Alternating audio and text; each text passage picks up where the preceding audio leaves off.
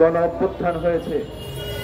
গণ অভ্যুত্থানের মধ্য দিয়ে ফ্যাসিস্ট হাসিনা প্রশাসনে 10,46,926 জন পোস্টেড আওয়ামী লীগ বসে আছে।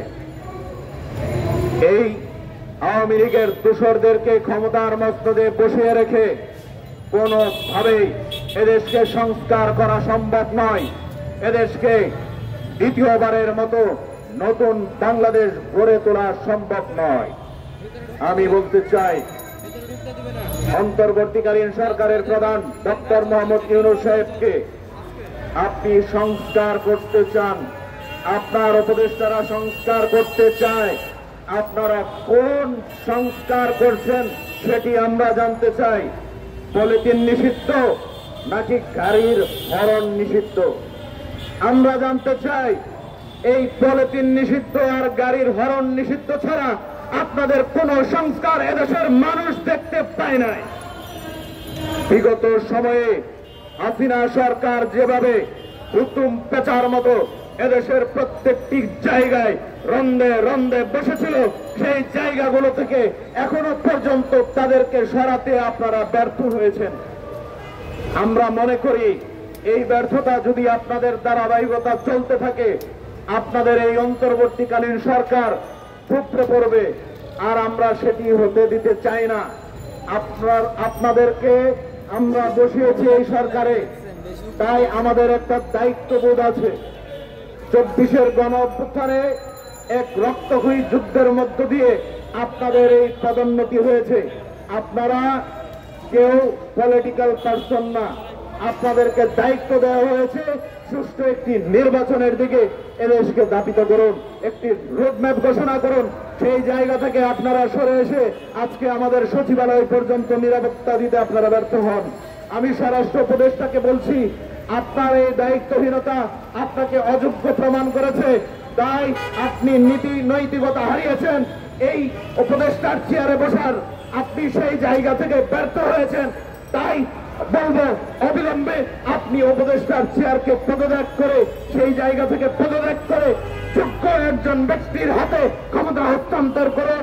এবং ডক্টর মোহাম্মদ ইউনূস সাহেবকে বলছি, অতি দ্রুততম সময়ের মধ্যে আপনি নির্বাচনের রোডম্যাপ ঘোষণা করুন এবং নির্বাচিত সরকারের হাতে ক্ষমতা হস্তান্তর করুন। এদেশের জনগণ দীর্ঘ 17টি বছর কোন নির্বাচনে ভোট দিতে পারেনি, নির্বাচনে ভোট দেবে, তাদের নির্বাচিত সরকারের হাতে ক্ষমতা হস্তান্তর করবে, সেই সরকার এই দেশ পরিচালনা করবে। ধন্যবাদ। আসসালামু আলাইকুম। শিক্ষা, চিকিৎসা সহ বাসস্থানের নিশ্চিত বিধান করবে, কিন্তু আমরা 54 বছরে কি দেখলাম? 54 বছরে বাংলাদেশের শিক্ষা ব্যবস্থাকে ধ্বংস করে দেওয়া হয়েছে, বিচার ব্যবস্থাকে ধ্বংস করা হচ্ছে, মানুষের মৌলিক প্রয়োজন মেটে নাই, দেশের বিকাশ বেড়ে গেছিল, গোটা বাংলাদেশকে একটি কারাগারে পৌঁছ করেছিল সর্বসায়ী শেখ হাসিনা সরকার।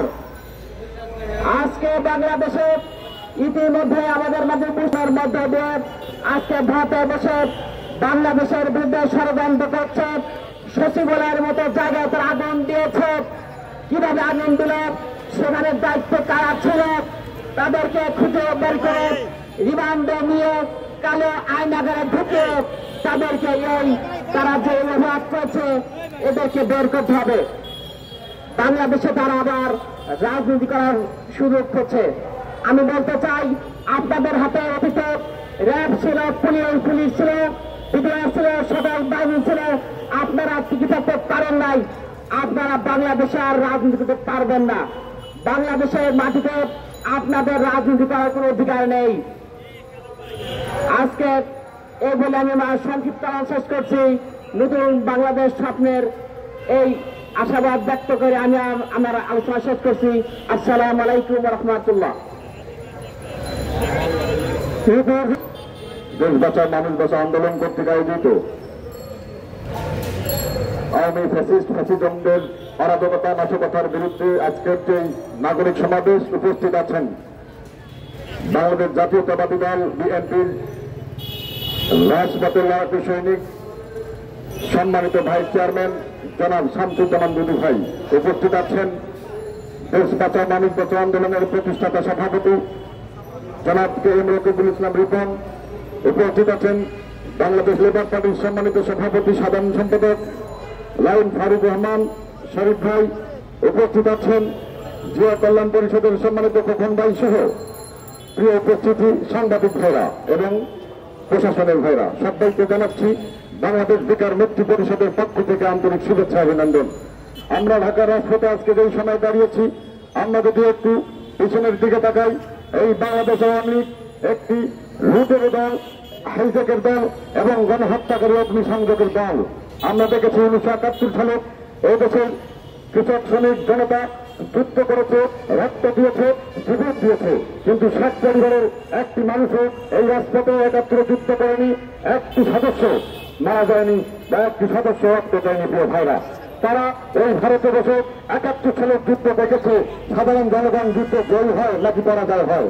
আমরা দেখেছি যখন 9 মাসের দীর্ঘ রক্তক্ষয়ী যুদ্ধের পরে বিজয় আসবে ভাব হয়েছে, এই তখন আওয়ামী লীগের শেখ পরিবারের কিছু সদস্য এই বিজয়ের মুহূর্তে এসে নৌকায় উঠে তারা বিজয় স্লোগানে এই দেশের জনগণের বিজয়কে তারা হাইজ্যাক করেছে। প্রিয় ভাইরা, এই দেশের স্বাধীনতাকে তারা নতুন পরিবারের স্বাধীনতাকে বলে হাইজ্যাক করেছে।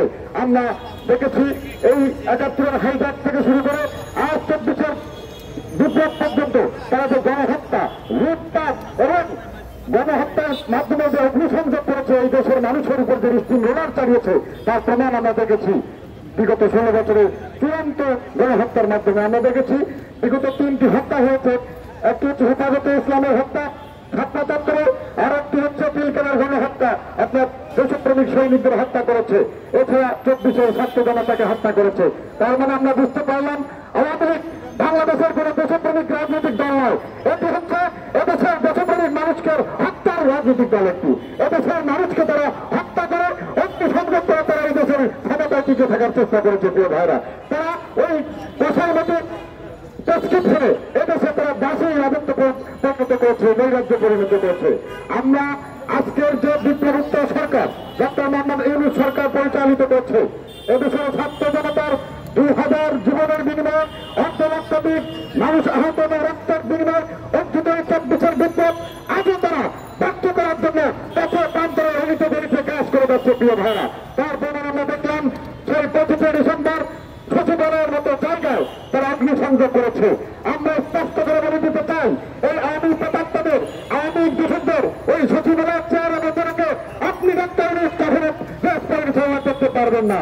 কখনোই ভালোভাবে দেশ পরিচালনা করার জন্য আপনার ওই প্রতাত্তাদেরকে চেয়ারে রাখলে আপনি পারবেন না।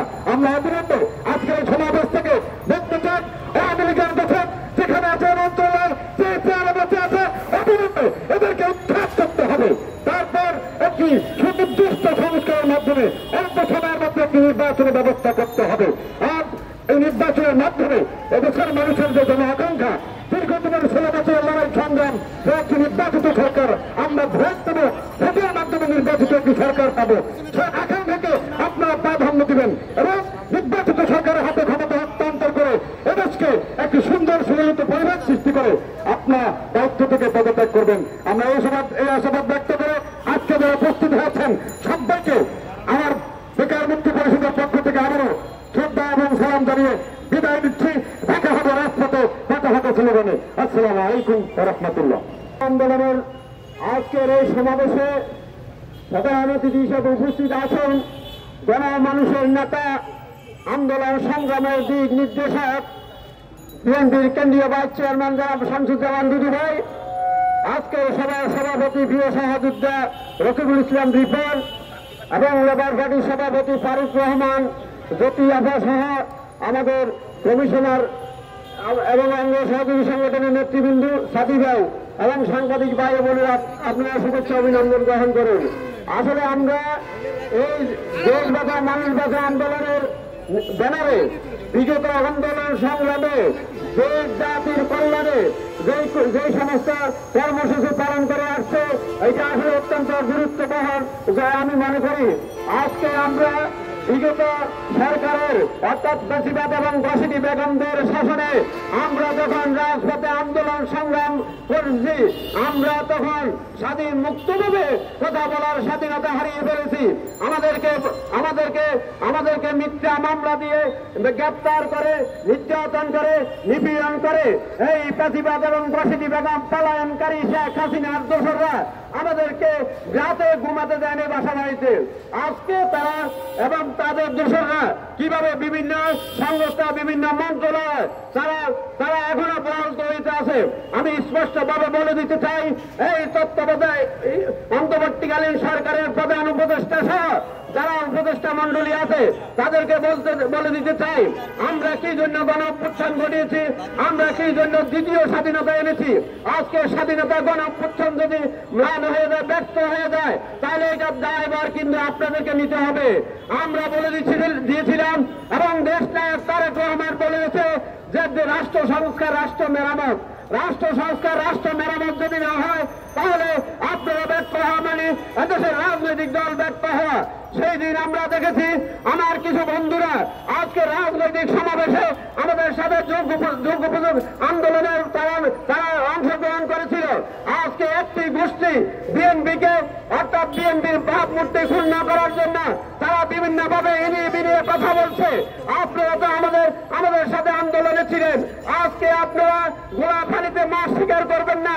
আজকে বাংলাদেশ জামাত ইসলাম যখন জামাত ইসলামের মুজাহিদ সাহেব 2008 সালে বেগম খালেদা জিয়া বলেছিল এবং কিছু দাবি দাওয়া দিয়েছিল যে সেনা শাসিত সরকারের অধীনে নির্বাচনে যাবে না, কিন্তু মুজাহিদ সাহেব বলেছিল আমরা গণতন্ত্র রক্ষার সত্ত্বেও আমরা নির্বাচনে অংশগ্রহণ করব। সেটার পরিণতি কি হয়েছে আপনারা দেখেন নাই। অতএব আমরা আপনাদের মুখোশ উন্মোচন করতে জানি, আপনাদের ইতিহাস আমরা জানি, পূর্বের ইতিহাস, বর্তমান ইতিহাস আর ইতিহাস আমাদেরকে সৃষ্টি করতে দিবেন না। অতএব আপনাদের দখলবাজি এবং আপনাদের সকল সেক্টরকে আপনারা আজকে সুস্থভাবে তদন্ত করলে দেখা যাবে এই জামাত সহ বিভিন্ন সংগঠনে সুবিধাভোগীরা তারা ঢুকে গেছে, বিএনপির গায়ে বর করে বিএনপির বিরুদ্ধে অপবাদ করছে এবং বিএনপিকে দোষারোপ করার জন্য জনগণকে বিভিন্ন ভুয়া মিডিয়া এবং সংবাদ মাধ্যমে বিএনপির নেতা কর্মীদের বিরুদ্ধে অপবাদ করছে। আমরা বিএনপির অঙ্গ সহযোগী সংগঠনের নেতৃবৃন্দ দৃষ্টি আকর্ষণ করেছি, আপনারা যদি দল করে থাকেন, দলের প্রতি যদি আস্থা বিশ্বাস থাকে, তাহলে তারেক রহমানের নির্দেশ আপনাদেরকে মানতে হবে। এবং ইতিমধ্যে আপনারা দেখেছেন 5 শতাধিক অধিক নেতা কর্মীরা যারা বিভিন্ন অভিযোগে অভিযুক্ত হয়েছে তাদেরকে বহিষ্কার করা হয়েছে। অতএব আর আপনারা দলের ভাবমূর্তি ক্ষুণ্ণ করবেন না, দলের ভাবমূর্তি নষ্ট করবেন না। আমরা জানি বাংলাদেশের ইতিহাসে সবচেয়ে জনপ্রিয় এবং সর্ববৃহৎ রাজনৈতিক দল হচ্ছে বিএনপি, তার নেতা হচ্ছে শহীদ রাষ্ট্রপতি জিয়াউর রহমান, তার উত্তরসূরি তারেক রহমান এবং বেগম খালেদা জিয়াকে অন্যায়ভাবে যে জেল জুলিয়া দিয়ে তাকে গৃহবন্দী করে রাখা হয়েছে, তারপরে বেগম খালেদা জিয়া অন্যায়ের কাছে আপোষ হয় নাই, অপশক্তির কাছে হার মানে নেই। আমরা হার মানব না, আমরা জীবন দিতে প্রস্তুত, আবার আমরা যুদ্ধে এবং লড়াই আমাদের অব্যাহত থাকবে যে পর্যন্ত এই ফাঁসিবাদের প্রবর্তক এবং এই দোষরা এই সচিবালয় থেকে বিভিন্ন গুরুত্বপূর্ণ স্থাপনা থেকে না সরানো হবে সে পর্যন্ত আমাদের আন্দোলন অব্যাহত থাকবে। সবাইকে ধন্যবাদ জানিয়ে আমার আন্দোলনে যার নেতৃত্বে আমরা আন্দোলন করেছি সেই বিপ্লবী নেতা যারা আপনারা জানেন বিগত 4 মাস ধরে এই বাংলাদেশের বিরুদ্ধে ভারত এবং তার দাসী শেখ হাসিনা যেভাবে আমাদের বাংলাদেশের উপরে ষড়যন্ত্র করছে, সেই ষড়যন্ত্র আমাদের রুখতে হবে। ওই ষড়যন্ত্রের বিরুদ্ধে আমাদের মুক্তিকামী জনগণের ঐক্যবদ্ধ হয়ে লড়াই করতে হবে। বন্ধুরা আমার,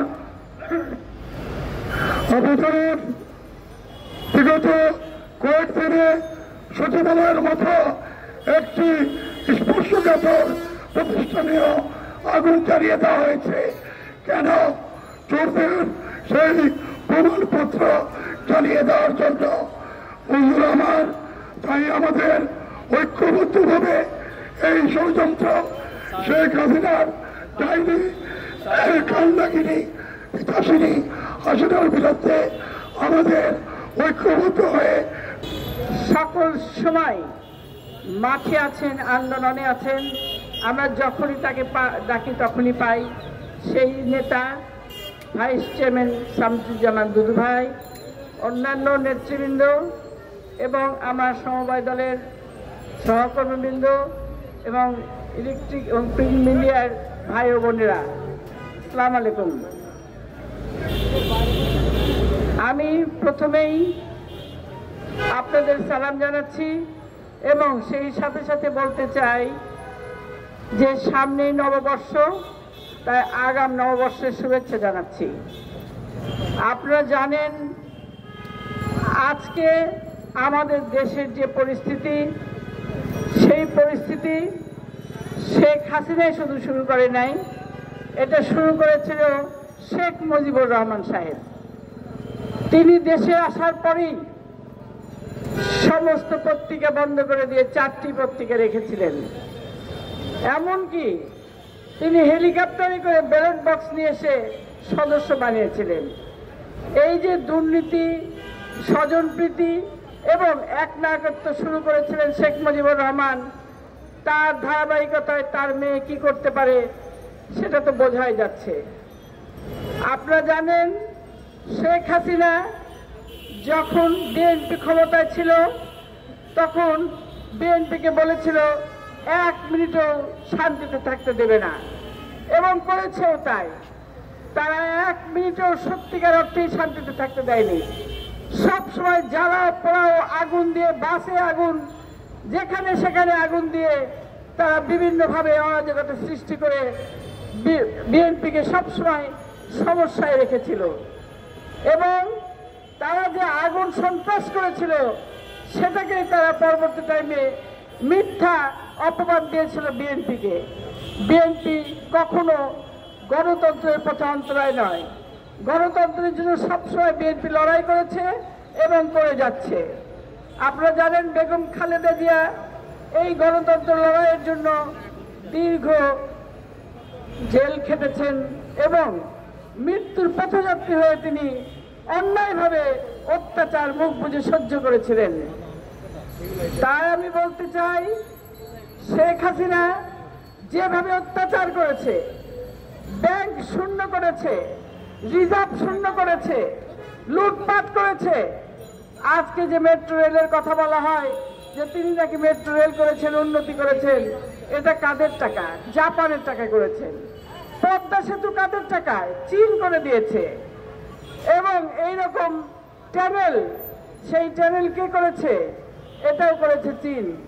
সব কিছুই বিভিন্ন জায়গা থেকে লোন নিয়ে করা হয়েছে। সেই লোনের বোঝা আমাদের মাথায় উপরে আজও আছে। এই লোন কে পরিশোধ করবে? আজকে আপনারা এই লোন দিয়ে আমাদেরকে ডুবিয়ে রেখেছেন। সেই লোন পরিশোধ করার জন্য আজকে আমাদেরকে হাহুতাশ করতে হচ্ছে। তাই আমি বলতে চাই, আপনারা যে লুটপাট করেছেন, যেভাবে মানুষ মেরেছেন, যেভাবে অত্যাচার করেছেন, আমাদের মনে আছে ফারুক ভাইয়ের কথা। ফারুক ভাইকে রক্তাক্ত করেছেন, খোকা ভাইকে রক্তাক্ত করেছেন, এমনকি খোকা ভাইকে দেশে পর্যন্ত আসতে দেননি। তার মৃত্যুটাও হয়েছে বিদেশে। তিনি ছিলেন একজন মুক্তিযোদ্ধা। মাহমুদুর রহমান সাহেব, যিনি সত্য প্রকাশ করতেন, তাকেও আপনারা রক্তাক্ত করেছেন। এইরকম মানুষকে রক্তাক্ত শুধুই করেন নাই, যারাই সত্যি কথা বলেছে, যারাই ভালো কাজ করার চেষ্টা করেছে, তাদেরকে আপনারা এমন অত্যাচার করেছেন, বিদেশে যেতে বাধ্য হয়েছে অনেকেই। তাই আজকে অনেকেই বিদেশ থেকেই কথা বলেছে আপনাদের বিরুদ্ধে। আপনারা একের পর এক হত্যা করেছেন, গুম করেছেন।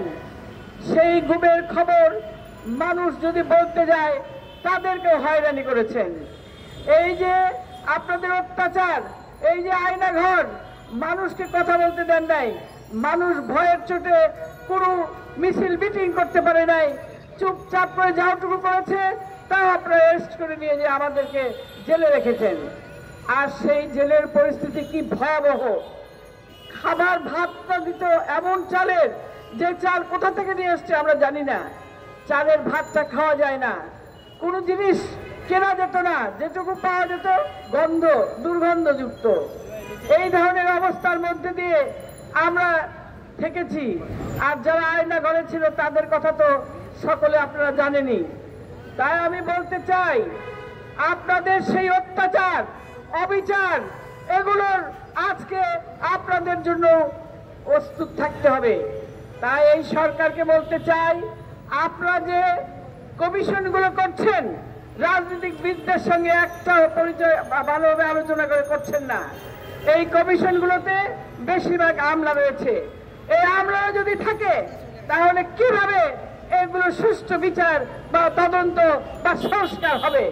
এই সংস্কারের নামে দেখা যাবে যে তারাই আবার আমাদেরকে উল্টো এমন একটা অবস্থায় ফেলবে যে অবস্থায় আপনাকে এখন ফেলতেছে বারবার। তাই বলতে চাই, আপনি রাজনীতিবিদদেরকে নিয়ে কাজ করুন, রাজনীতিবিদদের সঙ্গে আলাপ আলোচনা করে যে কোনো সংস্কার বলেন বা কমিশন বলেন বা যে কোনো কিছু বলেন সেইগুলো করার জন্য আলোচনা করুন। তা নইলে আপনারা জানেন আপনাদের উপদেষ্টা পরিষদে তেমন কেউ নাই যারা রাজনীতিবিদ। তাই উল্টা পাল্টা যে ঘটনাগুলো ঘটছে আপনারা সমালোচনার সম্মুখীন হচ্ছেন, আপনাদের ধিক্কার দিচ্ছে মানুষ। আমি তাই বলতে চাই, বিশেষ করে ইউনূস সরকারকে বলতে চাই, আপনি যদিও আপনি ব্যবসা করেছেন ভালো কথা, রাজনীতি অত্যন্ত কঠিন জিনিস। আপনি নিশ্চয়ই বুঝতে পারছেন রাজনীতির ঘোরাপানি কত কঠিন। সেই কারণে আপনাকে বলতে চাই, আপনি এই উপদেষ্টাদেরকে বদলিয়ে আপনি রাজনীতিবিদদেরকে নিয়ে সঠিকভাবে আপনি দেশ পরিচালনা করার জন্য ব্যবস্থা নেন। নাইলে আপনি জানেন সামনে কিন্তু কঠিন চ্যালেঞ্জ আসছে। এই যে আগুন ধরাচ্ছে এবং এই সাথে সাথে বিভিন্ন ভাবে তারা যে অস্থিতিশীল করছে, এটা তো কেবল শুরু, এরপরে আরো বেশি করবে। কারণ আপনারা জানেন পুলিশ কত মানুষকে হত্যা করেছে, কিভাবে হত্যা করেছে, নির্মমভাবে হত্যা করেছে, গুলির পর গুলি করেছে। এরপরেও কয়জন পুলিশকে আপনারা অ্যারেস্ট করেছেন? এই পুলিশগুলোকে আপনাদের বদলাতে হবে। পুলিশগুলো যদি না বদলান তাহলে আপনাদের আবার অবস্থা কিন্তু এই পুলিশের উল্টো দিকে নিয়ে যাবে। আপনারা জানেন আমলা দিয়ে ভর্তি। আমি কয়েকদিন আগে সচিবালয়ে গিয়েছিলাম, আগে দেখেছিলাম কিছু লোক তবুও বিভিন্ন দলের ছিল। এবার যে দেখলাম সব সমন্বয়কারী বসিয়েছেন এবং সবগুলোকে পারেন নাই, বেশিরভাগ আছে আগেকার গুলোই। আপনারা জানেন 15 থেকে 17 বছর এই সরকার দেশ চালিয়েছে, তারা একটার পর একটা সাজিয়ে রেখেছে তাদের দোসরদের। তাই আমি বলতে চাই, আপনি যেভাবে হোক এই সব আমলাদেরকে বদলিয়ে আপনি ভালোভাবে ভালো মানুষ দেখে তাদেরকে বসিয়ে দেন। হয়তো ভাবছেন বিএনপিকে হয়তো বসাতে হবে, আমি বুঝি না। এদেশের মানুষ বিএনপি এবং অন্যান্য দল যে কোনো ভালো লোককে বসাবেন তাহলেই না দেশ ঠিক হবে। কাকে বসাবেন না বসাবেন এই চিন্তা নিয়ে যদি এখনো আপনারা চিন্তা করেন, যদি ভাবেন এরশাদ সাহেব যেরকম 9 বৎসর স্বৈর শাসন করেছিল, ধরে রেখেছিল, ঠিক তেমনি শেখ হাসিনাও ধরে রেখেছিল। আবার আপনারাও যদি মনে করেন আপনারাও স্বৈর শাসকের মতো আবার চেপে বসে থাকবেন, তাহলে দেশ আর কোনোদিনও উন্নত হবে না। বাংলাদেশ নামক দেশটি অত্যন্ত অসুবিধার মধ্যে পড়ে যাবে। তাই আমাদের দেশকে রক্ষার জন্য, এদেশের সার্বভৌমত্ব রক্ষার জন্য আপনাকে বলতে চাই, আপনি সকলকে নিয়ে, রাজনীতিবিদদেরকে নিয়ে সুন্দর করে আবার সাজান, যাতে করে এই আওয়ামী লীগের দোসররা না থাকে এবং দেশ পরিচালনা করার জন্য আমরা যেন সঠিকভাবে কাজ করতে পারি। এখন সামনে কিন্তু সবচেয়ে বড় চ্যালেঞ্জ, সেটি হচ্ছে সকলে মিলে ঐক্যবদ্ধভাবে দেশ চালাতে হবে। সকলে মিলে যদি ঐক্যবদ্ধভাবে না হন, ঐক্যবদ্ধ না হন, তাহলে কিন্তু দেশে খুবই বিপদ আছে। তাই আপনাকে বলতে চাই, তারেক রহমান যে 31 দফার কথা বলছেন, সেই 31 দফা সহ আপনাকে সবকিছু মিলিয়ে বসে সঠিকভাবে সিদ্ধান্ত নিয়ে এই দেশ পরিচালনা করে তাড়াতাড়ি আপনি যে সংস্কারগুলো করা প্রয়োজন, সেই সংস্কারগুলো শেষ করে অতি তাড়াতাড়ি নির্বাচন দিন। কারণ নির্বাচন আজকে এমন একটি দরকার হয়ে পড়েছে যে নির্বাচন অনেকে ভুলে গেছে কিভাবে নির্বাচন দিতে হয়। বিশেষ করে যাদের আজকে 17-18 বছর, তারা তো জানেই না নির্বাচন কাকে বলে। তাই আমি বলতে চাই, সঠিকভাবে সুন্দরভাবে নির্বাচন করার জন্য একটা ব্যবস্থা নিন এবং নির্বাচিত সরকারের হাতে ক্ষমতা দিন, যাতে করে আমরা সঠিকভাবে দেশ পরিচালনা করতে পারি, সেই আশাবাদ ব্যক্ত করে আমি আমার বক্তব্য শেষ করছি। ধন্যবাদ। খোদা হাফেজ। বাংলাদেশ জিন্দাবাদ। ধন্যবাদ সকলকে। সম্মানিত সভাপতি এম রকিবুল ইসলাম রিপন, সামনে উপস্থিত আছেন প্রধান অতিথি, গণমানুষের নেতা, জননেতা, রাজপথে এবং বিভিন্ন সময়ে এই বিএনপি এবং পুলিশের মাধ্যমে বিভিন্ন সময় নির্যাতিত নেতা, আমার প্রিয় নেতা জনাব শামসুজ্জামান দুদুভাই, ভাইস চেয়ারম্যান বাংলাদেশ জাতীয়তাবাদী দল।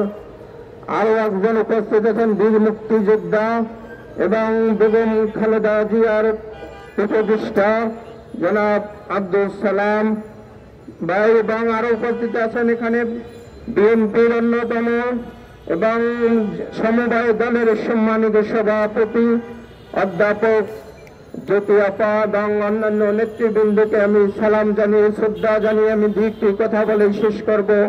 প্রিয় নেতৃবৃন্দ এবং মিডিয়া বন্ধুরা, আপনারা জানেন 2024 সালে সেই আগস্টের বিপ্লবের কাহিনী। এই বিপ্লব কিন্তু এমনি এমনি আসে নাই। এই বিপ্লবের পিছনে ছিল মহাবিপ্লব, এবং আজকে যারা আমাদের এখানে নেতৃবৃন্দ উপস্থিত আছেন, ছাত্র জনতা একত্রিত হয়ে সেদিন ফ্যাসিস্ট শেখ হাসিনার বিরুদ্ধে লড়াই করে আজকে আমাদের এই অবস্থান পৌঁছেছি। এই বিপ্লব কোনো এনজয় করার কোনো জিনিস নয়, এই বিপ্লব কোনো উপভোগ করার জিনিস নয়। এই বিপ্লবের সাথে যদি কেউ বেঈমানি করে, এই বিপ্লবের সাথে যদি কেউ মুনাফিকি করে, আজকে দেখা যাচ্ছে এই বিপ্লবকে সম্পত্তি করে, এই বিপ্লবকে তারা সবাই পুঁজি করে একটি রাষ্ট্রকে অন্য খাতে প্রবাহিত করার জন্য বিএনপির সমালোচনা করছে। প্রিয় বন্ধুরা, আজকে বিপ্লব শুধু ছাত্র জনতা নয়। যেদিনকার র্যাব বাহিনী হেলিকপ্টার থেকে ঘরের ভিতরে যে একটি শিশু মারা গিয়েছিল, সেই শিশুরও অবদান আছে, সেই শহীদ শিশুরও সেই অবদান আমরা বলতে পারি না। আজকে বাংলাদেশ একটি বিপ্লবের পরে আজকে সেই ফ্যাসিস্ট শেখ হাসিনার সেনা নায়ক আজকে ভারতে যে বাংলাদেশের বিরুদ্ধে সে ষড়যন্ত্র করছে।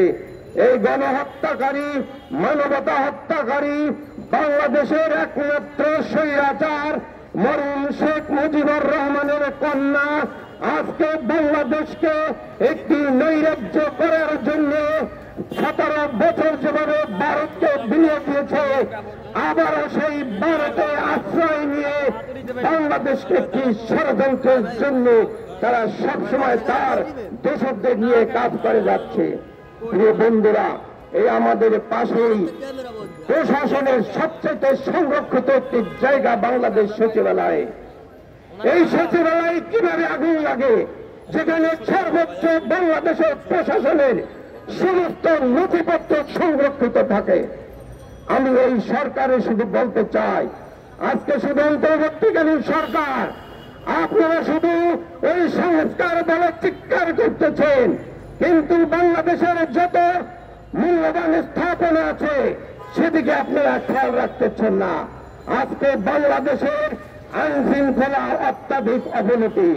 আমি 2 দিন আগে আমার এলাকায় গিয়েছিলাম, মানুষের ভিতরে কি ধরনের তাদের আতঙ্ক, আজকে পুলিশ প্রশাসন সেইভাবে পারফর্ম করতে পারতেছে না। এই ফ্যাসিস্ট হাসিনার সময় আপনারা দেখেছেন, তখনকার চিফ হুইপ জনাব জয়নুল আবেদিন ফারুক, এই আজকে যারা সালাম ভাই, দুদু ভাই বসে আছে, বিএনপি নেতৃবৃন্দকে কিভাবে পুলিশ কর্তৃক মামলা দিয়ে আবার পুলিশই সেই তদন্ত করে, সেই আদালতে বিচার বসে কিভাবে তাদেরকে নাজেহাল করেছে, মামলায় তাদেরকে কিভাবে সাজা দিয়েছে। এদেশের গণমানুষের নেতা 3 বারের নির্বাচিত প্রধানমন্ত্রীকে সেই মিথ্যা মামলা দিয়ে এই পুলিশ কিভাবে সাজা দিয়েছে, ন্যায্য চিকিৎসা থেকে বঞ্চিত করেছে। আপনারা সবাই জানেন। প্রিয় সাংবাদিক বন্ধুরা, আপনারা মেরুদণ্ড নিয়ে বাঁচতে থাকেন। আজকে মাহমুদুর রহমান, আজকে একজন মুসলিম সাংবাদিক কিভাবে মেরুদণ্ড দিয়ে সেই ভারতের বিরুদ্ধে কথা বলতেছে, সত্যি কথাই বলতেছে। আপনাদেরকেও জানাবো, কখনো কনফারেন্সে, কখনো বিব্রত, কখনো বাংলাদেশ থেকে কেউ ষড়যন্ত্র করে লেখতে কখনো পিছপা হবে না। কারণ সাংবাদিকদের কলম হচ্ছে যুদ্ধের চেয়েও ভয়াবহ, ক্ষেপণাস্ত্রের চেয়েও ভয়াবহ হচ্ছে একজন সাংবাদিকের কলম। সেই সাংবাদিকের কলম যদি কখনো এই বাংলাদেশ থেকে লিখতে না পারে, ওই সচিবালয়ে যে সচিবগুলো আজকে রিটায়ার্ড জন্য এই সরকার তাদেরকে দিয়েছে, অন্যতম হচ্ছে ওই জাহাঙ্গীর। সেই 18 সাল, সেই 2024 সালের নির্বাচন যে বিতর্কিত করেছে ওই জাহাঙ্গীর, ওই কবির বিন আনোয়ার, এই সচিবদের এখনো ভাবে গ্রেপ্তার করা হয় নাই। যদি এই বাংলাদেশকে এই কুলাঙ্কারের হাত থেকে যদি রক্ষা করতে হয়, আমি আহ্বান জানাবো অন্যান্য রাজনৈতিক ব্যক্তিদের, যারা আমরা জনাব তারেক জিয়ার 31 দফা নিয়ে সেই রাস্তায় ছিলাম, আপনারা কোন ষড়যন্ত্রে পা দেবেন না। অর্থ কখনো মানুষকে সম্মান বয়ে আনে না, অর্থ মানুষকে বিকৃত করে। এই শাহজালাল এয়ারপোর্ট, যেটা এখনো শ্রীলঙ্কায় জিয়া এয়ারপোর্ট নামে খ্যাত, সেখানে 4000 কোটি টাকার দুর্নীতি প্রকাশিত হয়েছে। এই দুর্নীতিতে কারা কারা জড়িত তাদেরকে জনসম্মুখে প্রচলিত আইনে তাদেরকে সাজা দিতে হবে। এটাই আজকে যদি ইউনূস সাহেব 5 মাস হয়ে গেছে, আপনারা এখনো আইন শৃঙ্খলা নিয়ন্ত্রণে আনতে পারেন না। আমি সর্বশেষ কথা বলে শেষ করব। আমার 2 জন গুরুজন এখানে আছে, তাদের কথা শুনব। সর্বশেষ কথা হচ্ছে, যদি ইউনূস সাহেব আপনি যদি না পারেন, আপনার আশেপাশের যারা আছে এরা সমস্ত কিছু আওয়ামী লীগের প্রেতাত্মা, না হয় কিভাবে ওই কুলাঙ্গার তাদের অন্যান্য, এই যে 2 দিন আগেও দেখা গেছে যে কবি নানক সাহেব সেখান থেকে একটি ভিডিও বার্তা পাঠাচ্ছে, এদেরকে প্রতিহত করতে হবে। মিডিয়া বন্ধুরা তাদের প্রচার করবেন না, কারণ এই জয় বাংলা দিয়ে বাংলাদেশকে জয় করে দিয়েছে, নিঃশেষ করে দিয়েছে। এই জয় বাংলার স্লোগান আর বাংলাদেশ হবে না, বাংলাদেশ হবে জিয়া শহীদ প্রেসিডেন্ট জিয়াউর রহমানের। এই শহীদ জিয়াউর রহমানের যদি আদর্শকে আমরা ধারণ করতে পারি, তখন এই বাংলাদেশ অন্য পথে যাবে না। এই বাংলাদেশ হবে নৈরাজ্যের বিরুদ্ধে বাংলাদেশ। সবাইকে ধন্যবাদ জানিয়ে শুধু সর্বশেষ জনাব তারেক জিয়া ঘোষিত যদি 31 দফা, এই রাষ্ট্র মেরামত কথাটা আপনারা মনে রাখতে হবে। এই রাষ্ট্র মেরামত যদি করা যায়, তাহলে হবে বাংলাদেশের জন্য সর্বোচ্চ মেরামত। সবাইকে ধন্যবাদ জানিয়ে শেষ করছি। বাংলাদেশ জিন্দাবাদ।